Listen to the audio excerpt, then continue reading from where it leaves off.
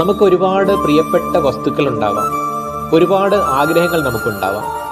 ഈ ആഗ്രഹങ്ങളെല്ലാം നമ്മൾ നമ്മുടെ ഭഗവാൻ ഗുരുവായൂരപ്പനോട് ആവശ്യപ്പെടാറുണ്ട്.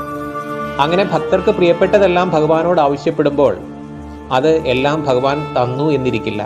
കാരണം നമുക്ക് നന്മയ്ക്ക് ഉപകരിക്കുന്നത് എപ്പോഴാണോ ആ സമയത്ത് മാത്രമേ ഭഗവാൻ അത് നൽകുകയുള്ളൂ. അപ്പൊ നോക്കൂ, ഇവിടെ ഒരു കൊച്ചുകുട്ടി തീപ്പെട്ടിക്കൊള്ളി കാണുമ്പോൾ, അല്ലെ നമ്മൾ തീപ്പെട്ടിക്കൊള്ളി വരയ്ക്കുമ്പോൾ അത് കാണുമ്പോൾ അവരത് ആവശ്യപ്പെടും, അവർക്ക് കളിക്കുവാനായിട്ട് അവർ ആവശ്യപ്പെടും.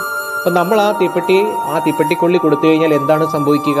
അവരത് തീപ്പെട്ടി വരച്ചിങ്ങനെ കളിക്കും, അത് അവർക്ക് ദേഹത്തോ കയ്യിലോ ഒക്കെ പൊള്ളലേൽപ്പിക്കും. കാരണം അവർക്കത് അനുചിതമല്ല, ഉചിതമല്ല അവിടെ.